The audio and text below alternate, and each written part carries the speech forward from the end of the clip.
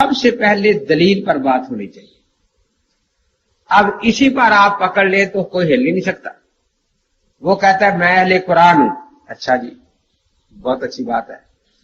تو قرآن پاک میں کہیں نماز کا حکم آیا ہے؟ ہاں, نماز کا حکم آیا ہے کہ میں نے پھر نماز پڑھنی ہے, ذرا مکمل نماز سکھا دو, اور صرف قرآن سے سکھا دو. اب وہ قرآن سے مکمل نماز نہیں سکھا سکتا. تو اس سے معلوم ہوا کہ صرف قرآن کا لفظ کہنے کو تو بڑا پیارا ہے, لیکن نماز بھی ہم نہیں پڑھ سکتے صرف قرآن پاک سے. میں ایک دن ایک بچے کو تعلیم الاسلام پڑھا رہا تھا, تو 2 پروفیسر غیر مکلف 5-6 لڑکے کالج کے ساتھ آ گئے.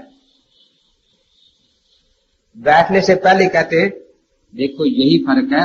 ان کو لڑکوں کو 2 غیر مکلف تھے, 4 حنفی تھے, ان کو متاثر کر رہے تھے کہ دیکھو بھئی یہی سمجھ لو فرق, ہم سب کچھ بخاری سے لیتے ہیں اور یہ تعلیم الاسلام پڑھا رہا ہے, فقہ کی کتاب, ہم سب کچھ بخاری سے لیتے ہیں. میں نے کہا پروفیسر صاحب جھوٹ بولے بغیر آپ کی روٹی ہضم نہیں ہوتی. یہ جھوٹ جو ہے آپ بطور چورن استعمال کرتے ہیں تاکہ روٹی کھائی ہضم ہو جائے. میں نے جھوٹ بولا. میں نے کہا زندگی کا سب سے بڑا جھوٹ یہی ہے جو آپ نے اس وقت بولا میرے سامنے. کیسے؟ میں نے کہا بخاری شریف میں کتاب الاذان ہے کہ جی ہاں, کتاب الاذان تو کئی صفحوں پر ہے لیکن اذان اس میں نہیں ہے. آپ نکالے ذرا. میں نے تعلیم اسلام سامنے رکھ دی کہ دیکھو اس میں پوری اذان لکھی ہے, 7 ترجمے, اقامت بھی لکھی ہے. میں نکال کے دکھاتا ہوں. میں نے بسم اللہ. وہ جو پروفیسر تھے ان کو ہم نے عربی بخاری دے دی, طالب علم پھر اردو رکھی تھی وہ دے دی. میں نے کہا نکالو بھائی. نکالتے رہے, مل گئی. اچھا کیا ملا؟ کہ اذان جو ہے یشفل اذان یوتر لقامہ, اذان ڈبل ہونی چاہیے, اقامت اکاری ہونی چاہیے. کیا مطلب؟ اذان کہانی ہے تو 2 دفعہ کہا جائے اذان اذان, اور اقامت کہتے 1 دفعہ کہہ دیا جائے اقامت. تو نہیں, کلمات کو دوہرا کرنے میں نے وہ نکالے کہے ہیں بخاری میں. تو وہ ساری دنیا کو معلوم ہے. میں نے کہا دنیا کو فقہا نے بتائے ہیں, بخاری نے نہیں بتائے.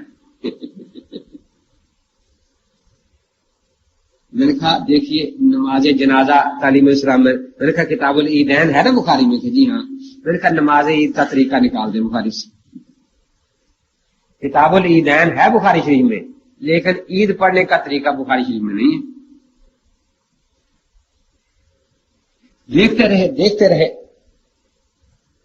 کہتے ہاں یہ تو نہیں ہے. میں نے کہا کتاب الجنائز ہے بخاری میں کہ جی ہاں. میں نے کہا جنازے کا طریقہ نہیں ہے, باقی سب کچھ ہے اس میں کہ جنازہ کیسے پڑھنا ہے.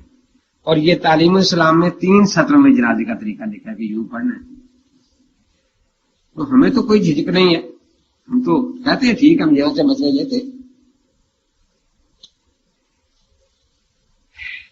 مجھے کہتا ہے اچھا میں نکالتا ہوں. میں نے نکالو.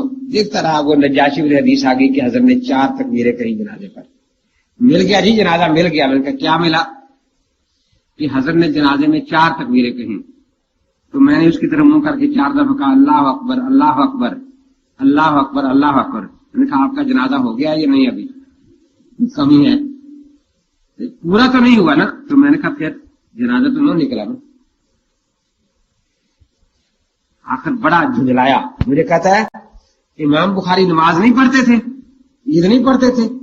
میں نے کہا بخاری سامنے رکھ کر تو بالکل نہیں پڑھتے تھے, پکی بات ہے. اور اب کیسے پڑھتے تھے؟ ہمارے پاس تو اس کا جواب ہے کہ وہ چونکہ امام شافعی کے مقلد تھے, فقہ شافعی سے دیکھ کر نماز پڑھتے تھے. فقہ شافعی سے دیکھ کر وہ جنازہ پڑھتے تھے, عید پڑھتے تھے.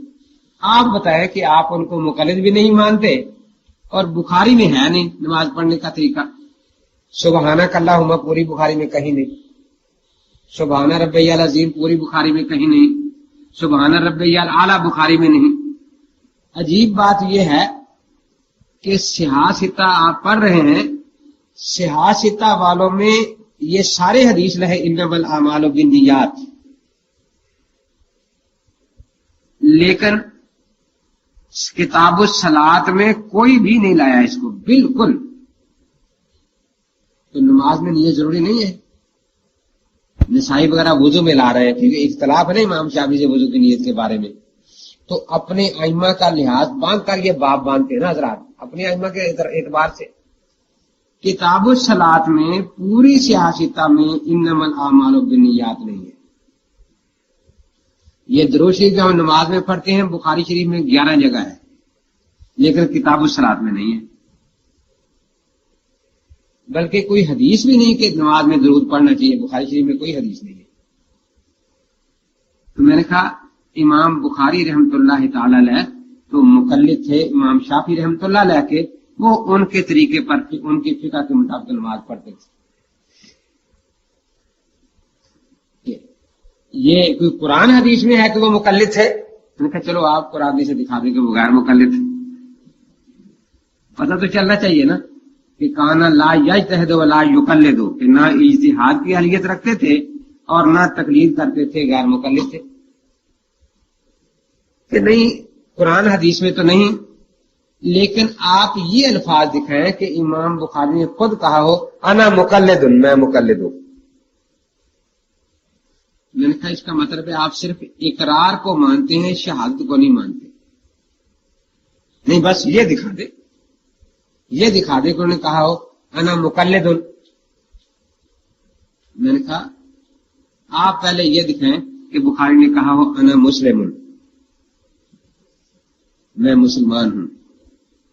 بخاری نے کہا ہو انا محدث میں محدث ہوں.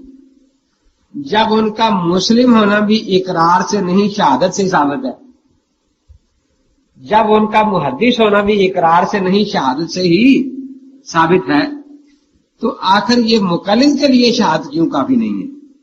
جس دلیل سے ان کا مسلم ہونا ثابت ہے, جس دلیل سے ان کا محدث ہونا ثابت ہے, اسی دلیل سے ان کا مقلد ہونا بھی ثابت ہے.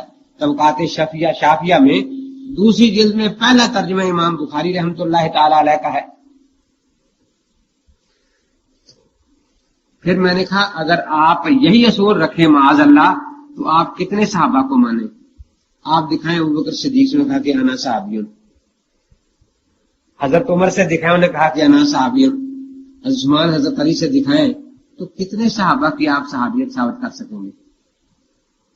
اور اگر اسی قانون کو آگے بڑھا لیں تو پھر آپ کہیں کہ یہ بھی دکھانا پڑے گا کہ جس راوی کو آپ کذاب کہیں وہ کسی دوسرے کے کہنے سے نہ ہو, وہ خود کہے انا کذاب انا دجال انا وزاع, پھر مانا جائے گا نا, ویسے تو نہیں مانا جائے گا.